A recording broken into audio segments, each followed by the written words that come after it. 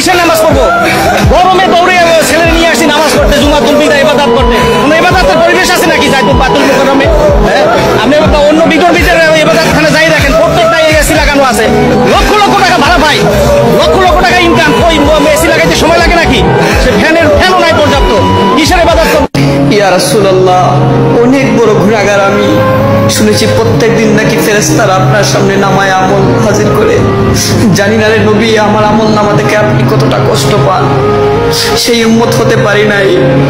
ফিলিস্তিনে ভাই বোনদের রক্ত ঝরছে, কিছুই করতে পারছি না। মাঝে মাঝে নামাজ কাজা হয়ে যায়, মা বাবার খেদমত করতে হবে সেটাও ভুলে যাই। কত শত গুনাহ করি। তবে রে নবী, একটা কথা সবসময় মনে মনে ভাবি, ইয়া রাসূলুল্লাহ, আপনাকে বড্ড ভালোবাসি, আপনাকে বড্ড ভালোবাসি। ফিদাকা আবি ওয়া উম্মি ইয়া রাসূলুল্লাহ, ইয়া রাসূলুল্লাহ, ইয়া রাসূলুল্লাহ।